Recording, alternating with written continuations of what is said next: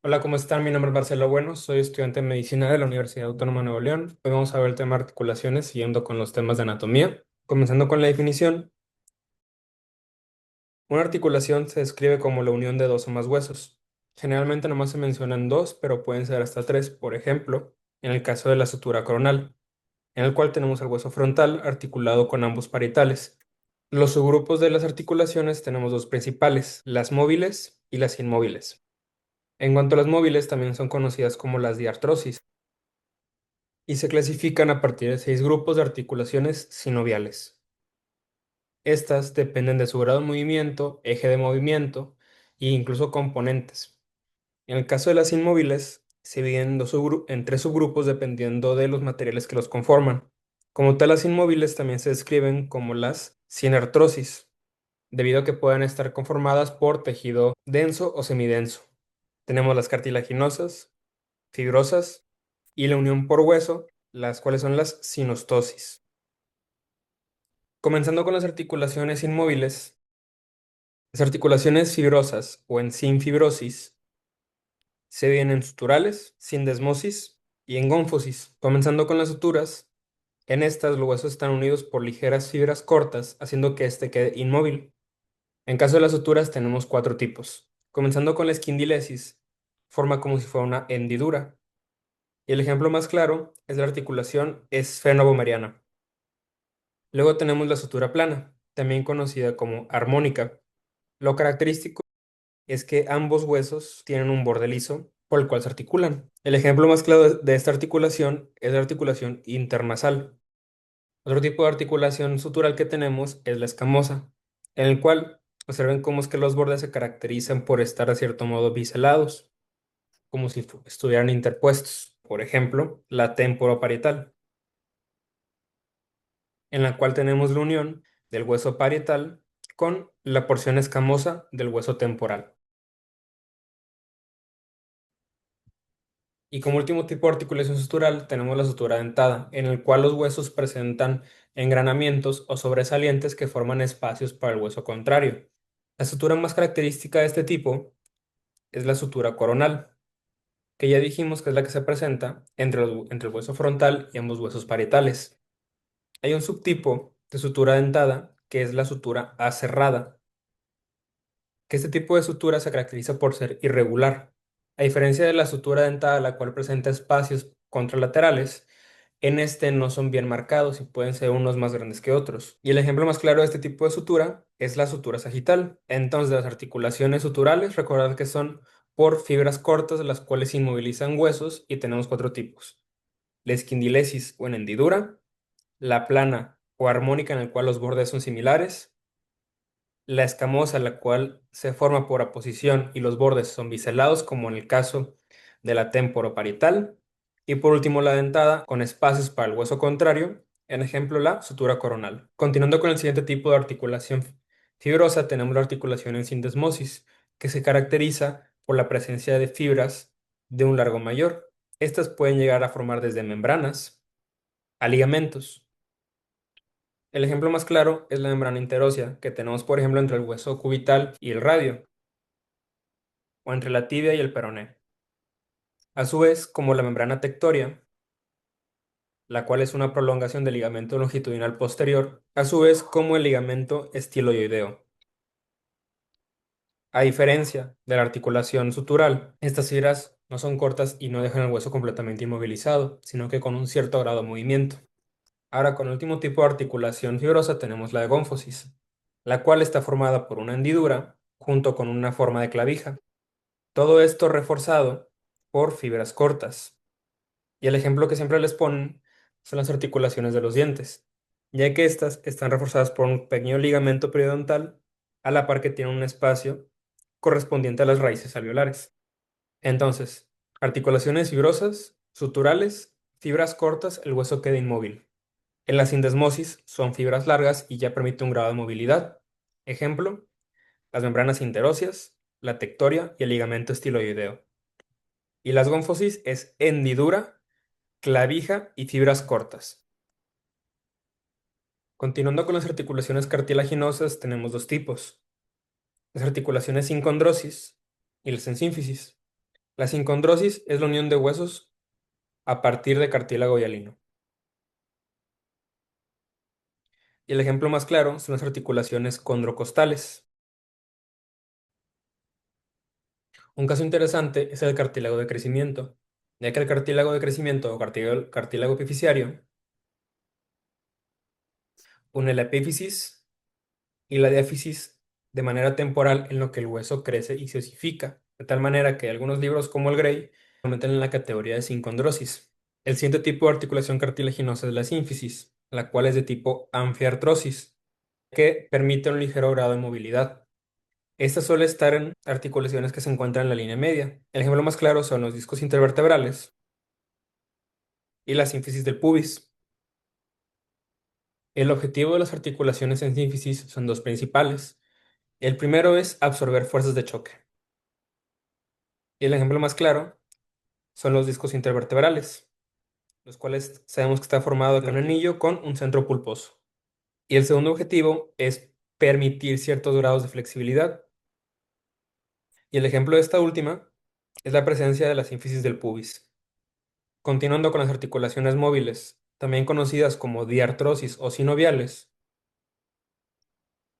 las estructuras se caracterizan por cuatro cosas. La primera es la presencia de cartílago hialino, la cual recubre las superficies articulares, a su vez con la presencia de una membrana sinovial que encapsula y produce a su vez líquido sinovial, la cual lubrica la articulación, y con una cápsula articular, la cual puede llegar a especializarse y formar ligamentos. Recordando, tenemos tres ejes ortogonales. Tenemos el eje longitudinal, también conocido como cráneo caudal, el sagital o ventrodorsal, que se dirige de anterior a posterior, y el transversal, también conocido como laterolateral. Comenzando con la articulación trocoide, esta permite la rotación dentro del eje longitudinal. ¿Qué quiere decir que permite la rotación dentro de su eje longitudinal? Que imaginemos que aquí tenemos los tres ejes, el sagital, el transversal y el longitudinal. La articulación en ningún momento va a permitir el movimiento hacia arriba, hacia abajo, adelante, atrás, afuera, adentro. Se va a quedar a donde mismo. El mejor ejemplo de esta articulación es la articulación atlantoaxial, la cual está conformada por el arco anterior del atlas y la apófisis odontoides del axis. Esto permite que el arco anterior rote tanto izquierda y hacia la derecha, pero siempre dentro del eje longitudinal de la apófisis odontoides. Otro ejemplo es la articulación radiocubital proximal y distal. En este caso, hay que recordar que en la pronación y la supinación eso sucede dentro de un mismo eje longitudinal. En este caso, el eje longitudinal pertenece a la ulna, permitiendo que ahora es el radio el que se desplaza. Entonces, ¿qué es lo que tienen que asociar el tipo de articulación trocoide a la rotación? Por cierto, a la articulación trocoide también se le puede conocer como la articulación en pivot.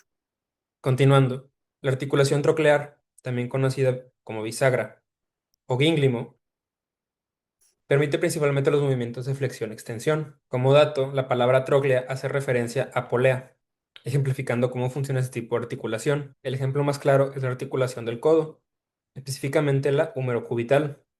Otro ejemplo son las articulaciones interfalángicas. En estas, el objeto puede tanto ascender o descender yendo en una dirección anterior y posterior. Este tipo de articulación, junto a la trocoide, son los tipos de articulación uniaxiales. Continuando con la articulación condilia, también conocida como elipsoidea, es la primera articulación que tiene dos ejes de movimiento. Tiene un eje libre más un eje restringido. ¿Qué quiere decir esto? Que hacia un lado se pueden mover más que hacia otro.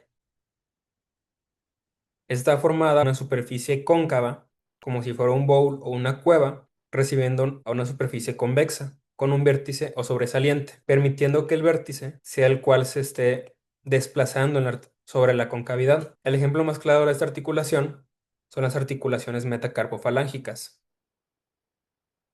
también conocidas como las articulaciones de los nudillos. Y el ejemplo más claro, o sea, viendo mi cámara, es que observen cómo es que ustedes pueden flexionar la articulación metacarpofalángica de los nudillos más de lo que ustedes pueden abducirla y aducirla, teniendo así un eje libre en la flexión y extensión y un eje restringido en la aducción y la abducción. El siguiente tipo de articulación es la articulación celar, también conocida como encilla de montar. En esta se caracteriza porque la articulación tiene dos superficies regulares, las cuales son recíprocas entre sí. Es por esto que esta articulación también se le conoce como en encaje recíproco. Esta articulación, al igual que la condilia, presenta un eje libre y un eje restringido, o sea, es decir, digamos que podría realizar más flexión y extensión que aducción y abducción. Un ejemplo de esta articulación es la articulación esternoclavicular y la articulación trapecio metacarpiana, también conocida como la primera carpo metacarpiana.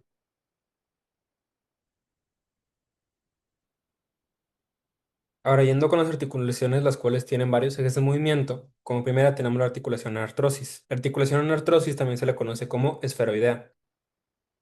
En estas la forma es una carilla articular, la cual es casi como si fuera una excavación, recibiendo una segunda estructura articular en forma esferoidea o semisferoidea. Tenemos dos ejemplos claros que son la articulación del hombro, que es la articulación glenohumeral, y la articulación coxofemoral, comúnmente conocida como la articulación de la cadera. Estas articulaciones permiten tres ejes de movimiento o más, conocidos como multiaxiales.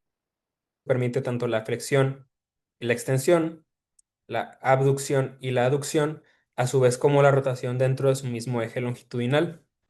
A su vez, a estas articulaciones se les conoce como en hueco y bola. Por último, las articulaciones artrodias, también conocidas como planas. Estos se caracterizan por permitir ligeros movimientos en deslizamiento. Estos pueden ser en dos o más ejes de movimiento, por lo cual estas son multiaxiales. El ejemplo más claro de esta articulación es la acromioclavicular. Sin embargo, otros ejemplos también pueden ser las articulaciones intercarpianas y las carpometacarpianas de los dedos 2 al 5.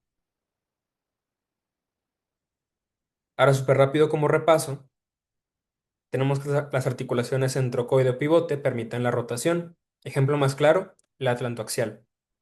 La troclear permite flexión y extensión, haciendo un movimiento como en bisagra o polea.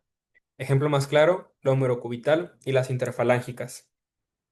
Luego, la condilia y encilla de montar o celar son muy similares. Ambas permiten dos ejes de movimiento. Ambas, uno de sus ejes es libre y uno es restringido.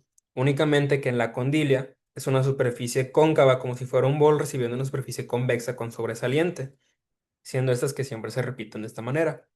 Y en el caso de las celares, son en encaje recíproco. Son dos superficies irregulares, las cuales son correspondientes. Ejemplo, la articulación esternoclavicular y la trapecio metacarpiana, también conocida como la primera articulación carpometacarpiana. Luego, la enartrosis, articulación esferoidea, que es un hueco o superficie que recibe una segunda superficie semisférica. Es multiaxial, permite movimiento en todos los ejes. Ejemplos más claro, la del hombro, también conocida como glenohumeral, y la coxofemoral, comúnmente conocida como la articulación de la cadera.